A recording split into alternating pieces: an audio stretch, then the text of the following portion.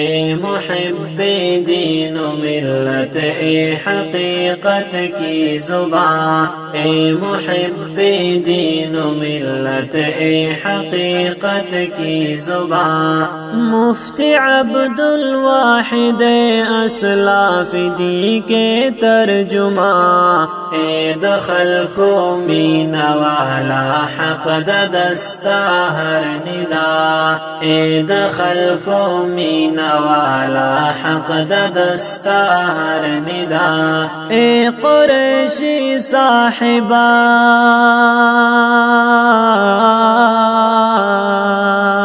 اے قریشی صاحبہ، یہ تا دہر مومن صدا، اے دخل کو مینا والا حق دستا ہر ندا، اے محب دین و ملت، اے حقیقت۔ الحمدللہ وحدہ والصلاة والسلام علی من لا نبی بعدہ، اما بعد فاعوذ باللہ من الشیطان الرجیم، بسم اللہ الرحمن الرحیم۔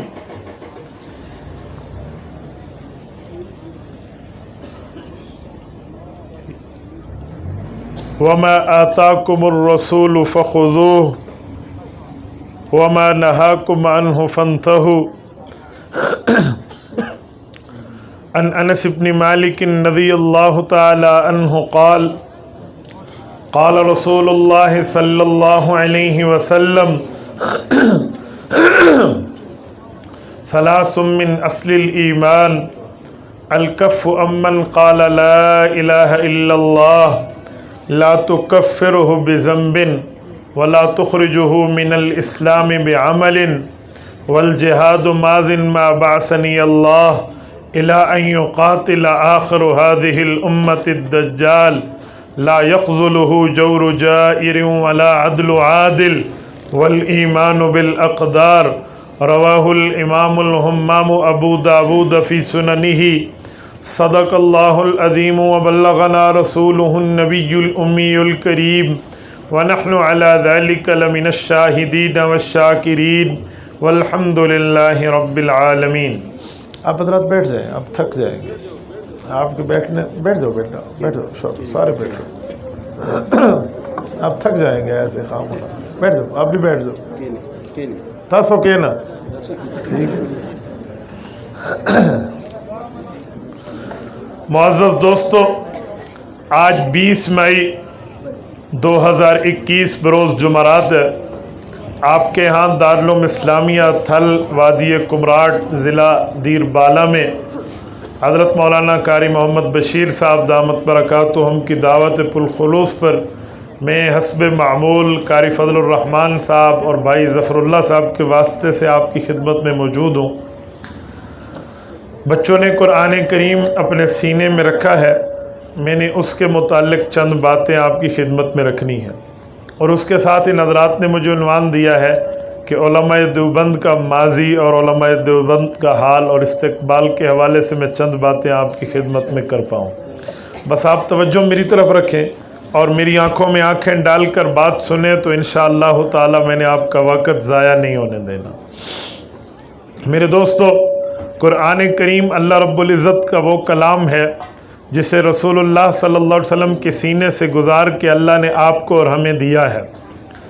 رسول اقدس صلی اللہ علیہ وآلہ وسلم پر جب یہ کلام اللہ اترا ہے تو حدیث پاک میں حضور پاک علیہ السلام فرماتے ہیں، دو موقع بڑے عجیب قسم کے آئے۔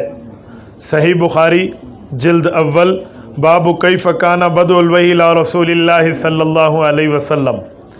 حضرت اماں عائشہ اور حضرت ابن عباس رضی اللہ عنہما کی روایت ہے کہ ایک موقع تو میرے اوپر یہ آیا کہ جب کوئی فرشتہ آتا، انسانی شکل میں آتا، مجھ سے گفتگو کرتا، میں اس کی بات کو یاد کر لیتا۔ فرماتے ہیں وَهُوَ أَهْوَنُ عَلَيَّ، یہ ترتیب میرے اوپر بہت زیادہ آسان ہوتی کہ فرشتہ مجھ سے گفتگو کرتا، میں اس کی بات کو سن لیتا۔ لیکن بعض اوقات ایسا نہ ہوتا، وحی کی ترتیب میں کچھ اور احوال شامل ہوتے۔ فرماتے وہ یہ تھے کہ فرشتہ تو نہ ہوتا، یاتینی مثل سلسلۃ الجرس، لیکن گھنٹی بجتی، گھنٹی بجنے کی آواز پر میرے پاس قرآن کریم کے الفاظ آ جاتے، فرشتہ نظر نہ آتا، بندہ نظر نہ آتا، صرف آواز آتی، وَهُوَ أَشَدُّهُ عَلَيَّ، اور جس میں صرف آواز آئے بندہ نظر نہ آئے، یہ کیفیت میرے اوپر سخت ہوتی، فَيُفْصَمُ عَنِّي، میرے پسینے پھوٹ پڑتے۔ یہ دو کیفیتیں ہیں، اگر ہم ان دو کیفیتوں پہ غور کریں تو ہمیں سمجھ آتا ہے کہ حضور پاک علیہ السلام کی بڑی قربانی قرآن کریم کے نزول میں شامل ہے۔ یہ حضور پاک علیہ السلام جو فرماتے ہیں کہ فرشتہ مجھ سے بات کرتا، میں یاد کر لیتا، یہ ترتیب آسان ہوتی۔ یہ آسان اسی لیے ہے کہ انسانی فطرت ہے، جب انسان کے سامنے کچھ نظر آ رہا ہو اور وہ اس سے گفتگو کر رہا ہو تو بندہ پریشان نہیں ہوتا۔ لیکن اگر یہ جو دوسری کیفیت ہے کہ بندہ نظر نہ آئے، صرف آواز آئے، اور اس دوران رسول اقدس صلی اللہ علیہ وسلم فرمائی یہ کیفیت میرے اوپر سخت ہوتی، تو یہ بالکل سمجھ آنے والی بات ہے کہ فطرت انسانی یہ ہے کہ سامنے کوئی نہ ہو اور خالی بندے کو کمرے میں آواز آئے تو انسان خوف زدہ ہو جاتا ہے، انسان ڈر جاتا ہے۔ ایسے اگر آپ یہاں بیٹھے ہیں، آپ رات کو اپنے کمرے میں بیٹھے ہوں اور آپ کا نام لے کر کوئی بندہ، مثلا آپ کا نام ہے ابو بکر، آپ کا نام ہے عبداللہ، ایک بندہ آپ کو آپ کا نام لے کر کہتا ہے بھائی عبداللہ کیا حال ہے، خیریت ہے، طبیعت اچھی چل رہی ہے، آپ دائیں بھی دیکھیں بائیں بھی دیکھیں آگے پیچھے دیکھیں، بندہ آپ کو نظر نہ آئے تو آپ کو جواب نہیں بن پائے گا، آپ کے اوپر خوف طاری ہو جائے گا کہ بابا بندہ کون ہے، یہ پوچھا کس نے ہے، جو آنکھوں سے دکھتا بھی نہیں ہے اور آنکھوں سے نظر بھی نہیں آتا اور خالی اس کی آواز میرے کانوں میں آ رہی ہے، آپ نے پریشان ہو جانا ہے۔ یہ انسانی فطرت ہے۔ حضور پاک علیہ السلام فرماتے ہیں بالکل تنہائی ہوتی اور فرشتہ آتا، مجھ سے گفتگو کرتا، مجھے نظر نہ آتا۔ فرمایا کیا چیز سنائی دیتی تھی؟ یأتینی مثل سلسلۃ الجرس۔ کمراٹ کے دوستو ذرا توجہ رکھنا، فرمایا کہ مجھے گھنٹی بجنے کی آواز آتی۔ اب گھنٹی بجنا کسے کہتے ہیں؟ بعض لوگوں نے یہاں اعتراض کیا ہے کہ گھنٹی تو شیطان کا آلہ ہے، الجرس و مزامیر الشیاطین، تو شیطان کا آلہ گھنٹی بجتی اور گھنٹی بجنے کے ساتھ وحی آتی، تو قرآن کریم کیا شیطان کے آلات کے ساتھ نازل ہوا ہے؟ تو یہ بات یاد رکھیں کہ بات یوں ہے نہیں جو سمجھی جا رہی ہے۔ اگر آپ بات کی کیفیت کے تہ تک پہنچنا چاہتے ہیں تو میں آپ کو اس کی مثال دیتا ہوں، توجہ رکھنا۔ میرا یہ موبائل ہے، مفتی صاحب اگر مجھے میسج کریں کہ مولانا ہمارا پروگرام شروع ہے، آپ کہاں پہنچے ہیں، الفاظ یہ ہوں گے، لیکن جب میرے پاس ان کے یہ لفظ پہنچیں گے تو مجھے متنبع کرنے کے لیے جو گھنٹی بجے گی، جو وان ٹون ہوگی، وہ ٹی ٹی کی آواز دے گی۔ ٹی ٹی کی آواز سے کیا مراد ہے کہ مجھے توجہ کرنی چاہیے، اور جب میں نے توجہ کیا اور اپنے سیٹ کو اوپن کیا، اوپن کرنے کے بعد میسج کھول کے دیکھا تو مصطفیٰ کا میسج تھا کہ آپ کہاں ہیں، میں نے آپ سے بات کرنی ہے، ہمارا پروگرام شروع ہے۔ دیکھیں لفظ اور تھے لیکن مجھے متنبع کرنے کے لیے گھنٹی کی آواز آئی۔ اس سے پتہ چلا کہ گھنٹی کی آواز پہ توجہ ہوتی ہے، الفاظ بعد میں آتے ہیں۔ یأتینی مثل سلسلۃ الجرس، اللہ کے رسول صلی اللہ علیہ وسلم سمجھایا کہ پہلے گھنٹی بجتی، جب میں گھنٹی کی طرف توجہ کرتا وہ آواز ختم ہوتی تو بعد میں مکمل قرآن کریم کی آیات نازل ہو جاتی۔ یأتینی مثل سلسلۃ الجرس سے مراد گھنٹی نہیں ہے، بلکہ مقصود ہے وحی الہی، مقصود ہے آیات قرآنی، مقصود ہے اللہ کا کلام، مقصود ہے قرآن کریم کا نازل کرنا۔ یہ اللہ رب العزت نے یوں ہمارے لیے کرا دیا۔ اور میرے دوستو صحیح امام احمد رحمہ اللہ کی مسند احمد کی صحیح روایت ہے، حضرت ابو ہریرہ فرماتے ہیں، حضرت ابو بکر صدیق فرماتے ہیں رضی اللہ عنہ کہ حضور پاک علیہ السلام پر جب وحی اترتی اور قرآن کریم نازل ہوتا تو پیغمبر دو عالم صلی اللہ علیہ وسلم کو تکلیف کے مرحلے سے گزرنا پڑتا۔ تکلیف کے مرحلے سے کیا مراد ہے؟ یہ یاد رکھیں، اللہ کا کلام رسول اللہ کے سینے پر آ رہا تھا اور حضور پاک صلی اللہ علیہ وسلم کے سینے، حضور پاک کے سینے کی وہ طاقت تھی کہ اللہ کے کلام کو برداشت کر رہے تھے، ورنہ یہ پہاڑوں پر آتا۔ یہ آپ کے بلند و باغ سنگلاخ پہاڑ ٹھہرے ہوئے ہیں، قرآن کریم کہتا ہے اگر میں قرآن ان پہاڑوں پہ نازل کرتا یہ پہاڑ روئی بن جاتے، پہاڑ اڑنا شروع ہو جاتے، پہاڑ ریزہ ریزہ شروع ہو جاتے۔ لَرَأَيْتَهُ خَاشِعًا مُتَصَدِّعًا مِّن خَشْيَةِ اللَّهِ۔ رب کے کلام کی خوف، دبدبے، ہیبت، جلال، مرتبے کی وجہ سے پہاڑ ٹکڑوں میں بدل جاتے، لیکن ہمیں سلامی پیش کرنی چاہیے اپنے پیغمبر کے دل اقدس کو، خراج عقیدت پیش کرنا چاہیے رسول اللہ کے قلب مبارک کو کہ اللہ نے اس قلب پر، اس دل پر قرآن اتارا، اور اس دل میں اللہ نے اتنی طاقت رکھی ہے جو دنیا کے پہاڑوں میں نہیں ہے، پہاڑ نہ اٹھا سکے، میرے پاک پیغمبر کا سینہ اٹھا بیٹھا۔ یہ تو بہت آسان ہے کہ ہمارے پاک پیغمبر کے سینہ اقدس میں اللہ نے وہ، رب العزت نے وہ طاقت، مرتبہ، قوت، ہمت، سکت رکھی ہے جس کی بنیاد پر رسول اللہ کے دل اقدس نے کلام اللہ کو اپنے سینے میں بٹھا لیا ہے۔ اور میرے دوستو، حضور پاک علیہ السلام فرماتے ہیں کہ وہ دقت کیا تھی۔ حضرت ابوبکر صدیق نے فرمایا، اللہ کے رسول نے فرمایا، شیبتنی ہود و اخواتہا، ابو بکر یہ سورت ہود اور اس جیسی صورتیں اتری جس میں قیامت کا ذکر، قبر کا ذکر، آخرت کا ذکر، عذاب کا ذکر، دوزخ کا ذکر، فرمایا یہ صورتیں اتری اور ان صورتوں کے نزول نے آپ کے نبی کی جوانی کو بڑھاپے میں بدل دیا ہے۔ جوانی کو بڑھاپے میں بدلنا یہ پیغمبر علیہ السلام کا فرمان ہے، یعنی یہ نزول وحی نے اتنی دقت و شدت و حدت سے نازل ہوئی ہے اور حضور پاک کے سینے نے برداشت کیا ہے، رسول اللہ کے دل اقدس نے اس پاور کو کنٹرول کر کے اپنے سینے میں اللہ کی وحی کو جگہ دی ہے۔ یہ اس بات کی دلیل ہے کہ حضور پاک کا سینہ ان پہاڑوں کے زور سے زیادہ زور آور ہے۔ تو جب میرے پاک پیغمبر نے اپنے سینہ اقدس میں کلام اللہ کو لیا ہے، اپنے سینہ اقدس میں قرآن کریم کو سمویا ہے، اور وہ قرآن جسے پہاڑ نہ اٹھا سکے وہ ہم تک پہنچایا ہے، ہمیں چاہیے ہم اس قرآن کریم کو اپنے سینے میں محفوظ رکھیں اور اس قرآن کریم کو خود بھی پڑھیں اور اپنی اولاد کو بھی پڑھائیں۔ آپ میری بات نہیں سمجھ رہے؟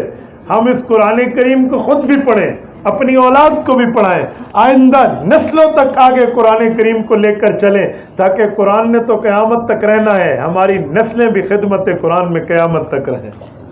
اور میرے دوستو، میں یہاں ایک بات سمجھانے کے لیے کہتا ہوں، ہمارا تعلق اہل سنت والجماعت احناف دیوبند سے ہے۔ میں نے کئی بار یہاں اہل سنت والجماعت احناف دیوبند پر بات کی ہے۔ میں علماء دیوبند کے کردار پر دیے گئے عنوان کے مطابق چند باتیں عرض کرتے لگا ہوں۔ دیوبندیت کا مطلب کیا ہے؟ دیوبندیت کسے کہتے ہیں؟ دیوبند کسی مذہب کا نام، کسی فرقے کا نام ہے؟ جی نہیں، دیوبند اسلام کا ایک بہت بڑا گلشن اور آبیاری کرنے کا نام ہے۔ دارالعلوم دیوبند یہ ہندوستان کے ضلع سہارنپور کے علاقہ دیوی بند جسے آج دیوبند کہتے ہیں، وہاں پر یہ مدرسہ قائم ہے۔ اس کی وجہ سے خود کو دیوبندی کہا جاتا ہے۔ سوال ہوگا دیوبندی کہنے کی ضرورت کیا ہے؟ مسلمان کہنے پہ بات پوری تھی۔ دیوبندی کہنے کی ضرورت کیا ہے؟ مسلمان کہنے پہ بات مکمل تھی۔ تو یہ بات یاد رکھیں کہ مسلمانوں کا اسلام آیا عرب سے ہے، پہنچا بر صغیر پاک و ہند میں ہے۔ جب بر صغیر میں یہ دین پہنچا، اس دین میں کچھ لوگوں نے کہا پرانا ہے اضافہ کر دو، کسی نے کہا کمی کر دو، کسی نے اضافہ کیا، وہ بن گئے بدعات والے جن نے دین کو بڑھا دیا۔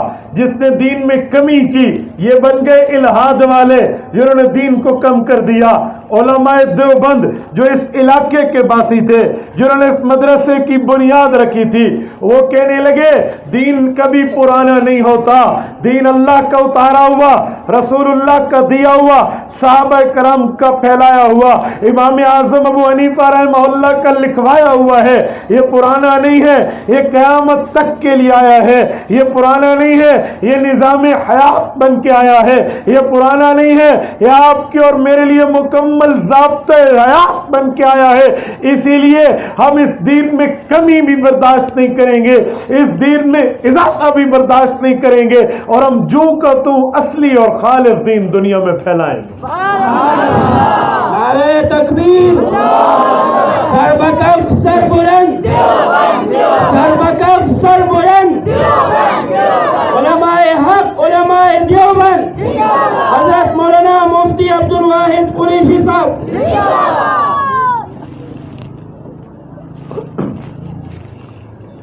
دیوبندیت خالص دین پھیلانے کا نام ہے، یہ کوئی مذہب نہیں ہے، یہ کوئی علاقہ نہیں ہے، یہ صرف علاقے کی بات نہیں ہے۔ اچھا، جب دارالعلوم دیوبند بنا اور ان کا یہ اعلان ہوا، اس کے بعد اگر کوئی آدمی اصلی دین سیکھنا چاہتا اور اصلی دین پھیلانا چاہتا تو وہ اپنی نسبت دارالعلوم دیوبند کی طرف کہہ خود کو دیوبندی کہتا۔ شاید آپ نے اور میں نے آج تک وہ دارالعلوم اپنی آنکھوں سے جا کے نہیں دیکھا، میں ابھی تک خواہش کے باوجود دارالعلوم دیوبند نہیں جا سکا، ضرورت و احتیاط کے باوجود نہیں جا سکا، آپ بھی نہیں جا سکے، لیکن آپ اور ہم خود کو کمراٹی نہیں کہتے، عقیدے میں دیوبندی کہتے ہیں۔ وجہ کیا ہے؟ ہم نے تو دیوبند نہیں دیکھا بھائی، اس کی ایک ہی وجہ ہے کہ جو خالص دین اللہ نے رسول اللہ پر اتارا، رسول اللہ نے صحابہ کو دیا، صحابہ نے اپنے شاگرد امام ابو حنیفہ کو پڑھایا اور امام ابو حنیفہ نے لکھ کے دنیا میں پھیلایا، وہی دین جب ہندوستان میں آیا کس نے کمی کی، کسی نے اضافہ کیا، جنہوں نے اصلی دین بتایا وہ دیوبند والے ہیں۔ ہم دیوبندی اسی لیے ہیں، ہم اصلی دین والے ہیں۔ اب علاقوں کی بات نہیں ہے، اب زمین کی بات نہیں ہے، اب ٹکڑے کی بات نہیں ہے، اب خالص دین بتانے، سنانے، پھیلانے والوں کا نام علماء دیوبند ہے۔ اچھا، میں ایک بات یہاں مزید سمجھانے کے لیے کہتا ہوں، دارالعلوم دیوبند نے کوئی ایک مسئلہ نہیں پکڑا ہوا لوگوں کی طرح، جیسے عام لوگوں نے ایک مسئلہ لیا ہوا ہوتا ہے، اس پہ عمل کریں تو وہ مسئلے والے مشہور ہوتے ہیں، اس کو چھوڑ دیں تو ان کا دین بھی گیا۔ دارالعلوم دیوبند کا یہ اعلان نہیں ہے، دارالعلوم دیوبند پورے دین کی بات کرتا ہے۔ کس کی بات کرتا ہے؟ بولیے بولیے، کس کی بات کرتا ہے؟ پورے دین کی۔ ہماری جماعت والے کہتے ہیں پورے دین پر چلنے میں کامیابی ہے، سنیں یا ادھورے دین میں؟ بولتے نہیں ہیں، ادھر والے نہیں بولتے۔ آپ کو ہماری تبلیغ جماعت سے کوئی اختلاف ہے تو پھر کتنے دین پر چلنے میں کامیابی ہے؟ پورے دین پر چلنے میں کامیابی ہے، ادھورے دین پر چلنے میں نہیں ہے۔ تو دارالعلوم دیوبند کا اعلان ہے کہ ہم بھی پورے دین کے دائی ہیں، ادھورے دین کے دائی نہیں ہیں۔ اور میں یہاں سمجھانے کے لیے کہتا ہوں، اللہ نے اس دارالعلوم کو وہ مرتبہ دیا ہے، وہ رتبہ دیا ہے کہ اس جیسے رتبے والے کئی آئے اور یہ رتبہ نہ پا سکے۔ ایک شاعر نے شعر میں کہا ہے نا کہ یہ رتبہ بلند ملا جس کو بھی مل گیا، یہ رتبہ بلند ملا جس کو بھی مل گیا، ہر مدعی کے واسطے دار و رسن کہاں، ہر مدعی کے واسطے نہیں ہے، اس کے لیے قربانی چاہیے۔ اور خدا کی قسم دارالعلوم دیوبند کی بنیادوں میں علماء دیوبند کا خون شامل ہے، مذاق نہیں ہے۔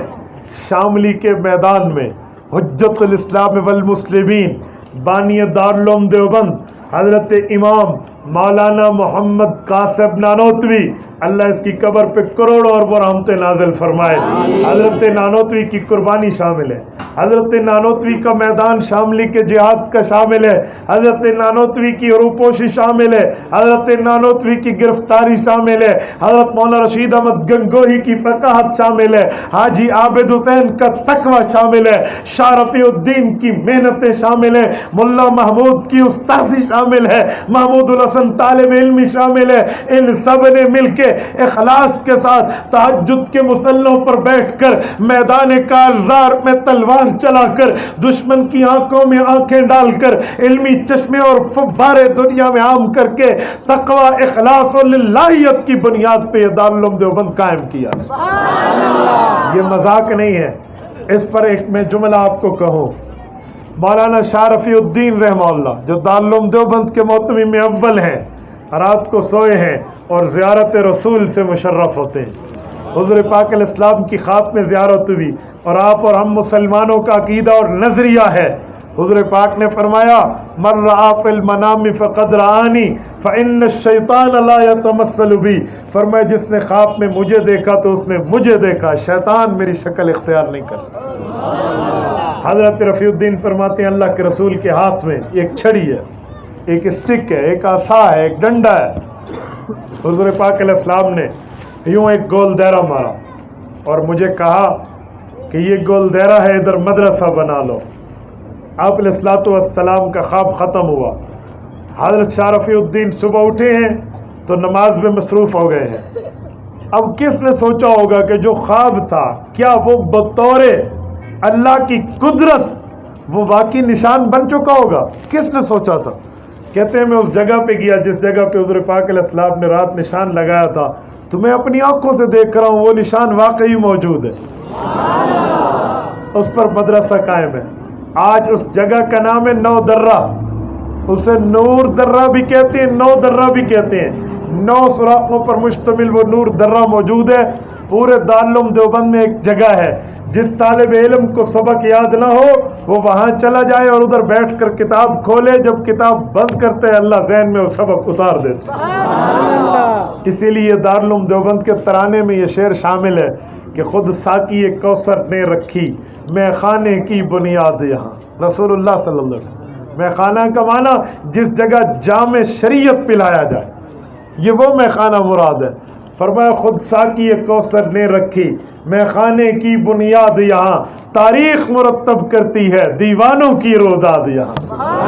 اور میرے دوستو، اللہ نے دارالعلوم دیوبند کو ایک استاد ایک شاگرد سے چلایا تھا۔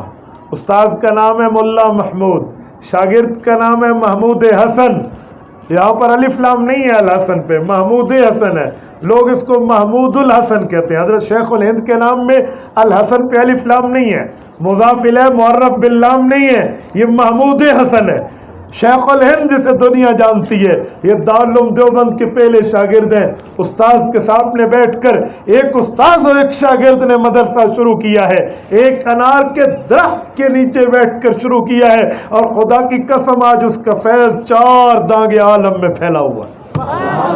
حضرت قاری محمد طیب قاسمی، اللہ اس کی قبر پہ کروڑوں اربوں رحمتیں نازل فرمائے، دارالعلوم دیوبند کے 50 سال تک محتمم رہے ہیں۔ فرماتے ہیں کہ میں نے دعائیں مانگی تھی اللہ مجھ سے دنیا میں کام لے، کہ ایک بار مجھے ایک پتہ نہیں افریقہ کے کسی جزیرے میں دین کی دعوت و تبلیغ کے لیے جانا پڑا۔ جب میں وہاں گیا تو لوگوں نے بتایا اتنے گھنٹے کا سفر ہے، آگے ایک جزیرہ ہے، وہاں ایک بہت بڑے عالم رہتے ہیں، اگر آپ ان کی زیارت کر لیں، اور وہ ہندوستان کے فاضل ہیں۔ کہتے میں بہت حیران ہو گیا کہ ہمارے ہندوستان کا فاضل، جنوبی ایشیا کا فاضل، کئی بر اعظم کو چھوڑ کے بر اعظم افریقہ اور افریقہ کی بھی ایک جزیرے اور سمندر میں گھنٹوں سفر کرنے کے بعد رہتے مجھے جانا چاہیے۔ کہتے جب میں وہاں گیا تو وہ بوڑھے ہو چکے تھے، بالکل بوڑھے تھے، ان کے سر اور داڑھی کے بال سفید ہو چکے تھے۔ جب میں ملا ان سے اور میں نے مصافحہ کیا اور میں نے وہاں بات کی تو مجھے بتانے لگے کہ بیٹا جنتی دیکھنا ہو، حق والا دیکھنا ہو تو مجھے دیکھ لو۔ تو میں نے ان بزرگوں سے پوچھا کہ حضرت اللہ ہر مسلمان کو جنتی عطا فرما دے، آپ اتنی بڑے اعتماد و وثوق کے ساتھ کیسے کہتے ہیں؟ وہ کہنے لگے میں نے دعا مانگی تھی مولانا قاسم نانوتوی سے پڑھنے کے بعد، وہاں ہندوستان سے واپس لوٹنے کے بعد یہاں پر جتنی دعائیں مانگی قبول ہو گئی، ایک رہتی تھی کہ اے اللہ اگر میں حق پر ہوں، اے اللہ اگر ہم جنتی مذہب کے پیروکار ہیں، اے اللہ اگر ہم یقیناً آپ کے پسندیدہ ہیں، تو جس دارالعلوم دیوبند کو میں پڑھ کے آیا ہوں، جس دارالعلوم دیوبند سے پڑھ کے آیا ہوں، اللہ اس کا فیض میں اپنے علاقوں میں اپنی آنکھوں سے پہنچتا ہوا دیکھوں۔ کہ بیٹا آج آپ آئے ہو اور آپ اسی دارالعلوم دیوبند کا فیض لائے ہو، اور یہاں مدرسے کی ابتدا ہے، یہاں دین کی بنیاد پڑ رہی ہے، یہاں بچے قال اللہ و قال الرسول پڑھیں گے، اللہ نے فرمایا، رسول اللہ نے فرمایا کہ صدائیں بلند ہوں گی، اور اسی دارالعلوم دیوبند کا فیض ہے۔ تو میری دعا آج قبول ہوئی اور مجھے آنکھوں سے نظر آ رہی، اسی لیے مجھے اپنے اہل حق ہونے پر یقین ہو گیا۔ تو آپ اندازہ لگائیں کہ یہ فیض کہاں سے کہاں تک پہنچا ہے۔ اور میرے دوستو، اس فیض پر میں ایک جملہ آپ کی خدمت میں عرض کرتا ہوں۔ دارالعلوم دیوبند کو اللہ رب العزت نے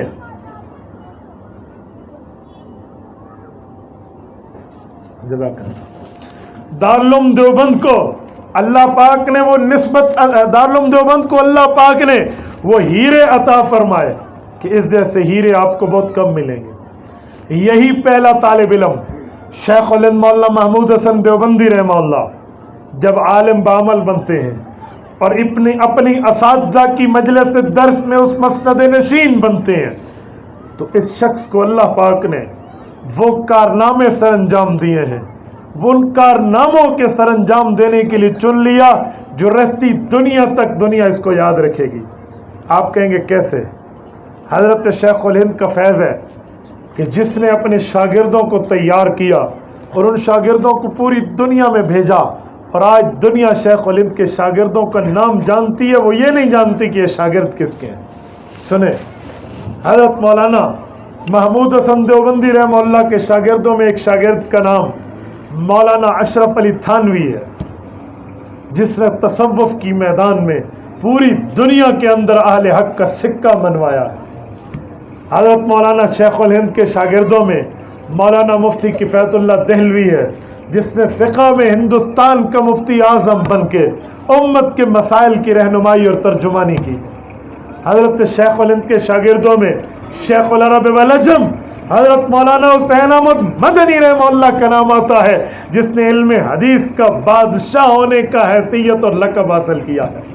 حضرت شیخ الہند کے شاگردوں میں حضرت مولانا سید انور شاہ کشمیری رحمہ اللہ کا نام آتا ہے، جس نے ذہانت کے میدان میں دنیا کے بڑے بڑے ذہین و فتینوں کو پیچھے چھوڑ دیا تھا۔ مصر کی لائبریری میں بیٹھے ایک کتاب کو پڑھا، کہا یہ کتاب ہمیں دے دو۔ انہوں نے کہا یہ کتاب اس لائبریری سے باہر ہم نہیں جانے دیتے۔ کہا اچھا پھر ایک بار پھر پڑھنے دو۔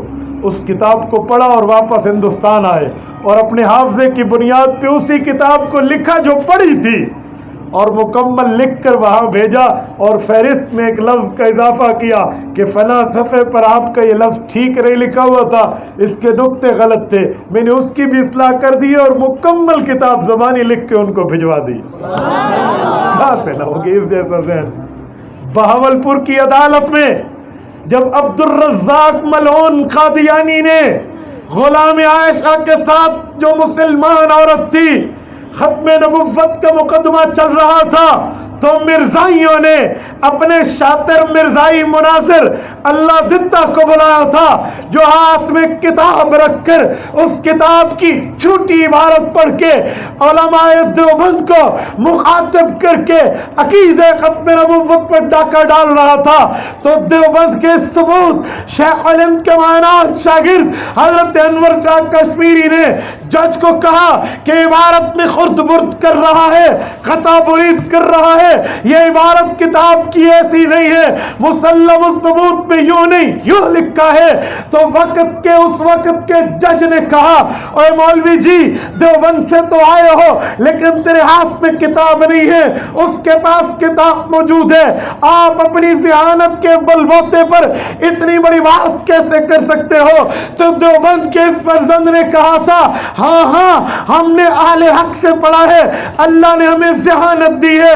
آج سے 35 سال پہلے میں نے اس کتاب کا مطالعہ کیا تھا اور بڑی پڑھائی تھی، خدا کی قسم اس کتاب میں یہ لفظ ویسے نہیں ہے جیسے یہ بول رہا ہے، ویسے ہے جیسے میں بول رہا ہوں، اس سے مانگیے اور یہاں کٹہرے پر اس کتاب کی عبارت پڑھیے، اگر یہ لفظ نہ ملے میں اپنی موت لکھ دوں گا۔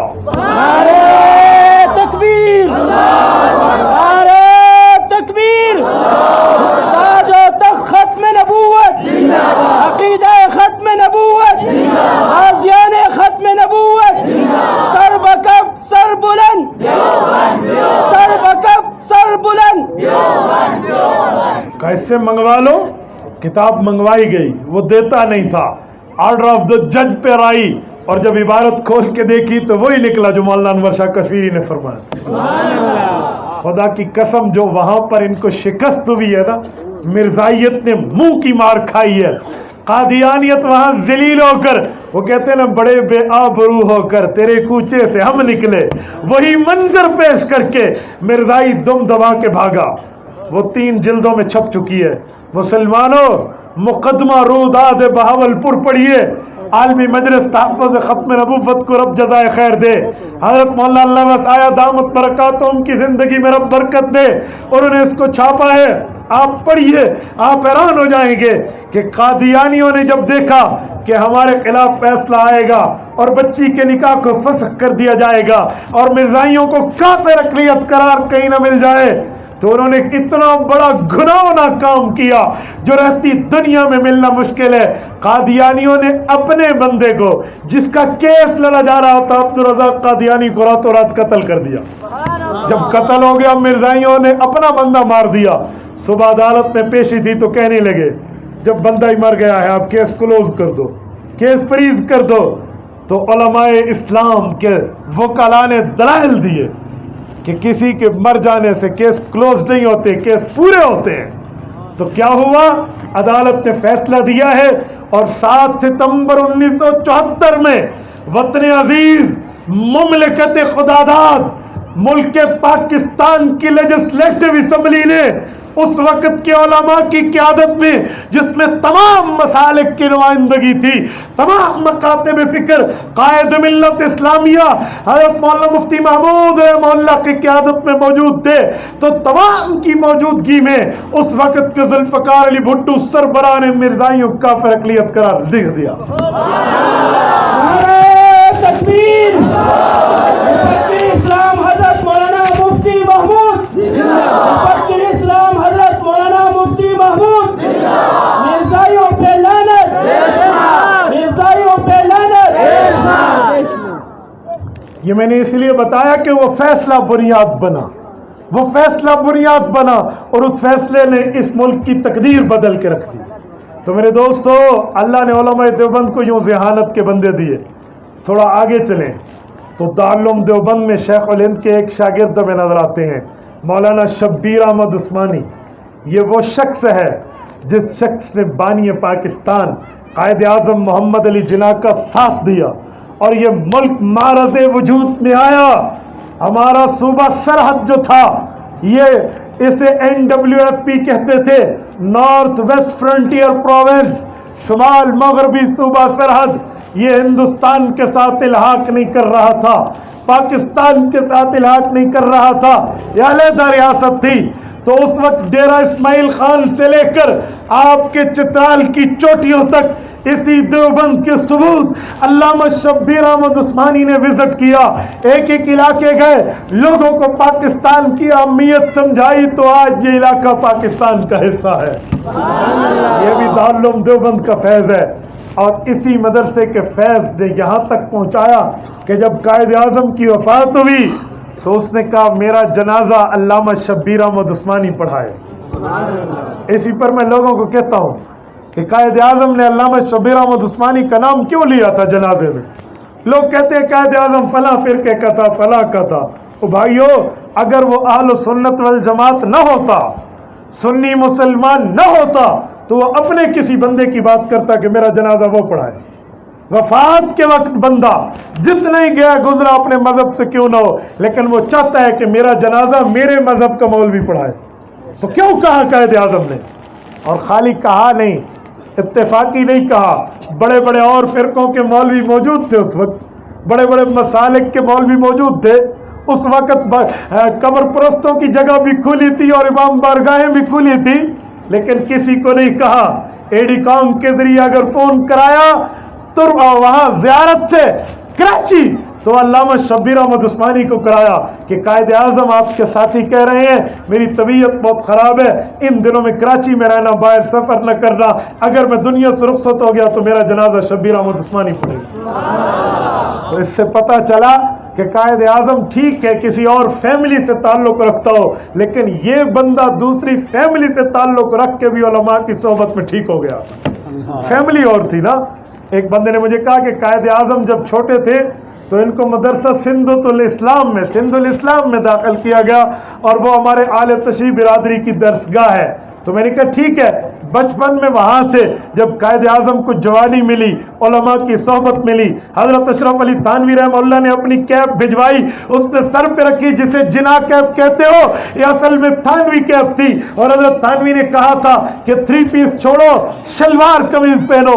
قائد اعظم نے مان لیا, اس نے دعا کی اور شبیر احمد عثمانی دیا, تو اس کی صحبت نے قائد اعظم کو اہل سنت بنا دیا.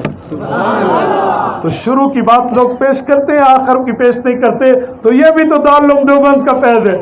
اور جب دارالعلوم دیوبند کے اس فیض نے ملک پاکستان کو معرض وجود میں لایا تو ملک پاکستان کی 2 جگہ 15 اگست 1947 کو پرچم لہرایا گیا، 14 کو بنا، 15 کو آزادی کا اعلان ہوا۔ تو 15 اگست 1947 کو کراچی میں جو old capital of the Pakistan ہے، پاکستان کا پرانا دارالخلافہ، اور ایک ہمارا ڈھاکہ مشرقی پاکستان کہتے ہیں، وہاں پر پرچم لہرایا۔ تو جو کراچی میں لہرایا وہ بھی دیوبندی عالم قائد اعظم کے حکم پہ شبیر احمد عثمانی رحمہ اللہ نے لہرایا، اور جو ڈھاکہ میں پرچم لہرایا وہ بھی دیوبندی عالم حضرت تھانوی کے بھانجے علامہ ظفر احمد عثمانی رحمہ اللہ نے لہرایا۔ اسی لیے میں کہتا ہوں قائد ملت اسلامیہ مولانا فضل الرحمان دامت برکاتہم کی زبان میں کہ پاکستان بنایا بھی ہم نے ہے، بچائیں گے بھی ہم۔ یہ یاد رکھیں، پاکستان بنایا بھی ہم نے، اس کی آبیاری میں ہمارے اکابر کا خون شامل ہے، تو اس کو بچائیں گے بھی ہم انشاءاللہ۔ اور یہ بات یاد رکھیں، قیامت تک علماء بھی رہیں گے، کہو انشاءاللہ، قیامت تک علماء بھی رہیں گے، اور قیامت تک یہ سلطنت خداداد پاکستان بھی رہے گی۔ قیامت تک علماء کی آنکھوں کو غلط دیکھنے والے کی آنکھ بھی پھوڑی جائے گی، اور قیامت تک پاکستان کے خلاف نظر رکھنے والے کی آنکھ بھی پھوڑی جائے گی۔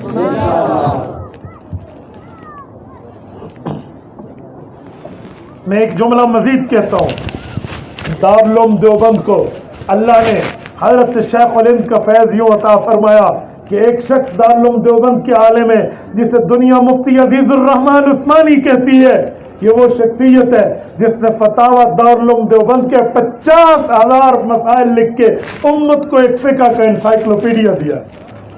اور میرے دوستو، حضرت شیخ الہند کے شاگردوں میں بدل حریت، تحریک آزادی کے ثبوت، مولانا عبید اللہ سندھی رحمہ اللہ کا نام آتا ہے، جس شخص نے تحریک آزادی میں اپنی محنتوں کو شامل کر کے، اپنی جوانی کو شامل کر کے، اپنی صلاحیتوں کو شامل کر کے آج ہمیں آزادی کی جو ہے نا کیا کہتے ہیں، آزادی میں ہمارے لیے اس خون کے اندر اپنی محنتوں سے رنگ بھرا ہے۔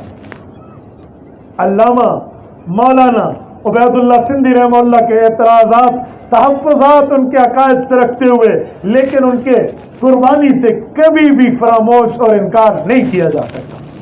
میرے دوستو، یہ شیخ الہند کے دارالعلوم دیوبند کو سپوت کا فیض ہے جو اس طرح پوری دنیا کی چار دانگے عالم میں پھر رہا ہے۔ اور میرے دوستو، دارالعلوم دیوبند کو اللہ نے وہ ہیرے دیے ہیں جو ہیرے اللہ نے رسول اللہ کے امت میں صحابہ کرام کو عطا فرمائے، اور انہوں نے پوری دنیا میں دین کی دعوت کو پھیلایا۔ وہ کیا تھا؟ دارالعلوم دیوبند سے پہلے اگر خلفائے راشدین کی نسبت دیکھیں تو خلفائے راشدین 4 ہیں، حضرت ابوبکر، حضرت عمر، حضرت عثمان، حضرت علی رضی اللہ تعالی عنہم۔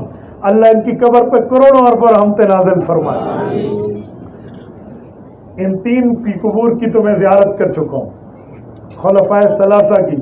دعا فرمائے عافیت اور غیرت اور جرت کے ساتھ اللہ حضرت علی المرتضیٰ کی قبر کی زیارت بھی عطا فرمائے۔ ہم حضرت علی کے ماننے والے ہیں۔ میں تو رب العزت سے ہر وقت دعا کرتا ہوں، میرے مولا حضرت ابوبکر قبر پہ فاتحہ پڑھوایا ہے، حضرت عمر کے دولت قدر پہ حاضری کی دولت دی ہے، حضرت عثمان کی قبر پہ پڑھنے کا فاتحہ کا موقع نصیب ہوا ہے۔ اے میرے مولا، ہمیں سیدنا علی المرتضیٰ کی تربت کی زیارت عطا فرما غیرت کے ساتھ۔ اس پر آپ کی آمین ختم ہو گئی۔ میں نے یوں دب کے نہیں جانا کہ کسی اور کے مذہب کو باندھتے ہوئے ضلالت میں جاؤں، ہم انشاءاللہ جائیں گے اور غازیان اسلام کے ساتھ جائیں گے۔ حضرت ابوبکر، حضرت عمر، حضرت عثمان، حضرت علی نے جو خدمت سر انجام دی ہے نا، تو اللہ نے دارالعلوم دیوبند کو یہ ہیرے دیے ہیں کہ ان 4 خلفائے راشدین کی اولاد دارالعلوم دیوبند میں موجود ہے۔ آپ کہیں گے کیسے؟ اگر آپ ہمارے اکابر کی سوانح حیات اٹھائیں تو آپ کو نظر آئے گا کہ حضرت مولانا حسین احمد مدنی رحمہ اللہ حضرت علی المرتضیٰ کی اولاد ہے، حضرت مولانا انور شاہ کشمیری رحمہ اللہ حضرت علی المرتضیٰ کی اولاد اور سادات ہیں، حضرت مولانا مفتی اصغر حسین رحمہ اللہ حضرت علی المرتضیٰ کی اولاد ہے، اور حضرت مولانا سید مرتضیٰ حسن چاند پوری ابن شیر خدا رحمہ اللہ حضرت علی المرتضیٰ کی اولاد ہے۔ اور اگر آپ دیکھیں تو دارالعلوم دیوبند میں حضرت مولانا مفتی عزیز الرحمان عثمانی، حضرت مولانا شبیر احمد عثمانی، حضرت مولانا مفتی محمد شفیع عثمانی مفتی اعظم پاکستان رحمہ اللہ، یہ بندے حضرت عثمان غنی کی اولاد ہیں۔ اور دارالعلوم دیوبند میں دیکھیں، دارالعلوم دیوبند سے تھوڑا پہلے حضرت مجدد الفسانی شیخ احمد سرہندی رحمہ اللہ، اور دارالعلوم دیوبند میں حکیم الامت مجدد الملت حضرت مولانا اشرف علی تھانوی رحمہ اللہ، یہ حضرت عمر فاروق کی اولاد ہے اور فاروقی نسل ہے۔ اور دارالعلوم دیوبند میں قاری محمد طیب قاسمی رحمہ اللہ، حضرت مولانا محمد احمد رحمہ اللہ، حضرت مولانا محمد قاسم نانوتوی رحمہ اللہ، یہ حضرت ابوبکر صدیق کی اولاد ہے۔ اس وقت دین پھیلایا ان چاروں نے تھا، تو اب ان چاروں کی اولاد نے دارالعلوم دیوبند میں جمع ہو کر دین کی خدمت کا بیڑا اٹھایا۔ اللہ آپ کو اور ہمیں قرآن کریم اپنے سینے میں اتارنے کی توفیق عطا فرمائے، اور دارالعلوم دیوبند کے ساتھ بھی لگاؤ عطا فرمائے، اور اس کو لے کر پوری دنیا میں دین حق کی دعوت دینے کی توفیق عطا فرمائے۔ اقول قولی ھذا واستغفر اللہ وآخر دعوانا ان الحمد للہ رب العالمین۔